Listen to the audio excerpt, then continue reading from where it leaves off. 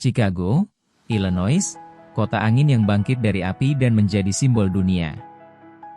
Halo semuanya, selamat datang di channel ini.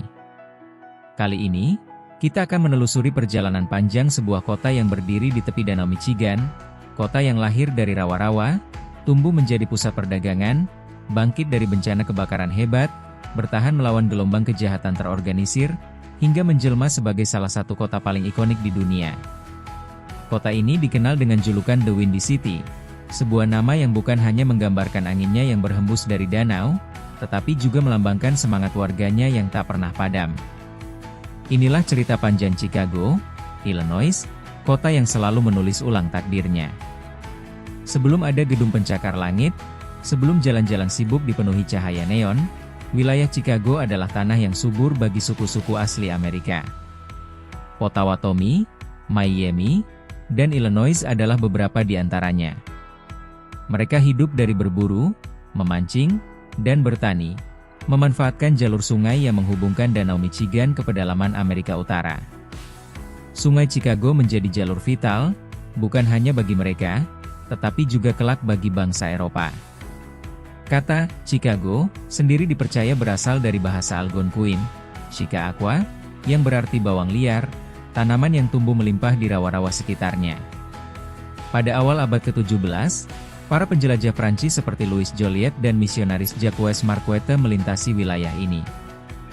Mereka melihat potensi besar jalur air yang menghubungkan Great Lakes dengan sungai Mississippi. Pos perdagangan kulit mulai muncul, namun baru pada akhir abad ke-18 seorang pedagang keturunan Afrika dan Prancis, Jean-Baptiste Pain du Sable, mendirikan pemukiman permanen di tepi sungai Chicago. Dialah yang kini dikenang sebagai pendiri Chicago. Pos dagangnya berkembang menjadi pusat interaksi antara penduduk asli dan pedagang Eropa, menjadi cikal bakal lahirnya sebuah kota besar. Ketika Amerika Serikat memperluas wilayahnya, Chicago menjadi bagian dari Illinois. Tahun 1833, dengan hanya beberapa ratus penduduk, Chicago secara resmi berdiri sebagai kota kecil. Lokasinya yang strategis di tepi Danau Michigan segera menarik perhatian. Jalur air, tanah subur, dan posisinya sebagai pintu gerbang ke barat membuat Chicago berkembang cepat. Ketika terusan Illinois dan Michigan selesai dibangun pada 1848, kota ini terhubung langsung ke sungai Mississippi, menjadikan Chicago simpul perdagangan yang tak tergantikan. Bersamaan dengan itu, jaringan kereta api berkembang, menjadikan kota ini pusat transportasi nasional. Imigran dari seluruh dunia datang dalam gelombang besar. Irlandia, Jerman, Skandinavia, Italia, Polandia, Yahudi, dan banyak lagi datang mencari kehidupan baru. Mereka membawa budaya, tradisi, dan keterampilan yang memperkaya kota. Namun, pertumbuhan cepat ini juga membawa tantangan. Kondisi pemukiman padat, sanitasi buruk, dan infrastruktur yang belum memadai membuat Chicago rentan terhadap bencana. Bencana itu benar-benar datang pada tahun 1871. Pada malam 8 Oktober, api mulai berkobar di sebuah lumbung milik keluarga O'Leary, meskipun penyebab pastinya masih menjadi misteri hingga kini. Angin kencang dari danau membuat api menyebar cepat, melalap rumah kayu, gudang, dan pabrik. Selama 2 hari, api menghanguskan sekitar 17.000 bangunan, menewaskan ratusan orang, dan membuat lebih dari 100.000 penduduk kehilangan tempat tinggal. Great Chicago Fire menjadi tragedi nasional. Namun, dari abu kebakaran itu, lahirlah semangat baru. Warga Chicago tidak menyerah. Dalam waktu singkat, mereka membangun kembali kota dengan bahan yang lebih tahan api, menggunakan batu bata, baja, dan desain baru. Arsitek-arsitek visioner muncul, termasuk Daniel Burham dan Louis Sullivan, yang merumuskan rencana kota yang megah. Sullivan dikenal sebagai bapak arsitektur modern, memperkenalkan konsep form follows function.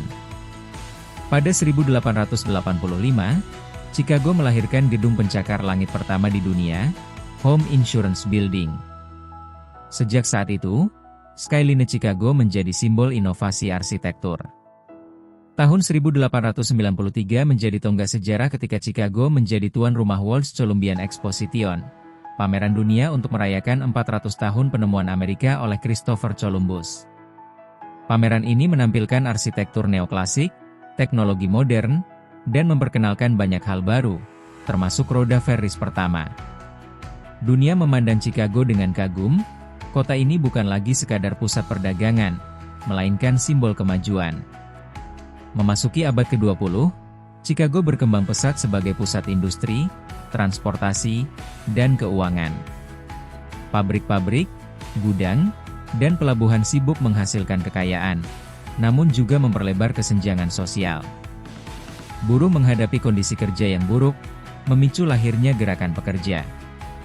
Kerusuhan Haymarket tahun 1886 di Chicago menjadi peristiwa penting dalam sejarah perburuhan internasional, melahirkan Hari Buruh yang diperingati di seluruh dunia. Tahun 1920-an membawa era baru, Prohibition. Larangan alkohol justru memunculkan jaringan kriminal terorganisir. Chicago menjadi pusat aktivitas mafia, dengan tokoh legendaris seperti Al Capone yang menguasai bisnis ilegal minuman keras, perjudian, dan prostitusi. Kota ini menjadi simbol glamor sekaligus kekerasan. Penembakan brutal, seperti St. Valentine's Day Massacre pada 1929, mengguncang publik. Pemerintah berjuang keras memberantas mafia, namun pengaruh mereka bertahan lama. Di tengah ketegangan, budaya Chicago berkembang pesat. Gelombang Great Migration membawa ratusan ribu orang Afrika Amerika dari selatan ke Chicago, mencari peluang ekonomi dan kebebasan dari diskriminasi rasial. Mereka membawa musik blues yang berkembang di klub-klub kota, menciptakan gaya Chicago Blues yang mendunia. Jazz, gospel, dan soul juga berkembang, menjadikan Chicago pusat musik yang kaya. Chicago menjadi rumah bagi para intelektual, seniman, dan penulis. University of Chicago melahirkan banyak ilmuwan, termasuk peraih Nobel, dan menjadi tempat lahirnya reaktor nuklir pertama di dunia pada 1942.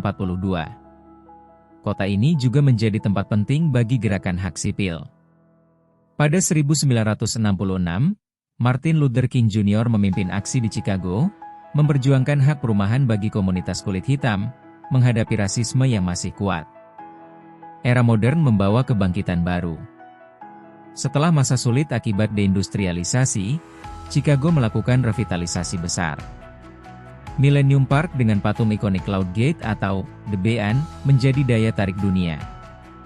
Distrik-distrik seperti West Loop, Wicker Park, dan Pilsen berkembang menjadi pusat seni dan kuliner. Chicago-style pizza, hotdog, dan kuliner lainnya memperkuat identitas kota ini.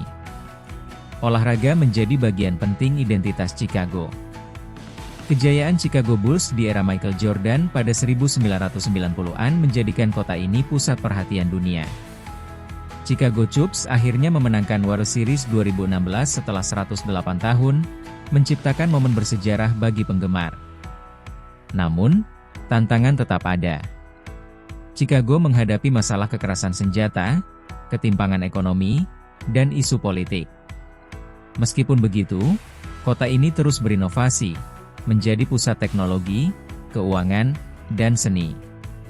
Dengan lebih dari 70 distrik etnis, Chicago tetap menjadi kota multikultural dengan energi yang tak terbatas.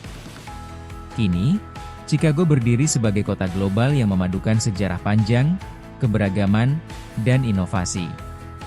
Dari rawa yang sederhana hingga gedung-gedung menjulang, dari api yang menghancurkan hingga cahaya yang memimpin dunia, Chicago adalah kota yang selalu bangkit, selalu berubah, dan selalu hidup.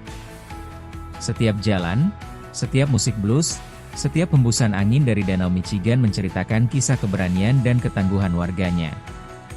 Itulah narasi lengkap Chicago, Illinois. Kota ini bukan hanya tempat, tetapi juga cerita tentang bagaimana manusia bisa bangkit dari kehancuran dan mencapai kejayaan. Jika Anda menikmati kisah ini, jangan lupa like, share, dan subscribe untuk mendapatkan cerita sejarah kota-kota Amerika lainnya.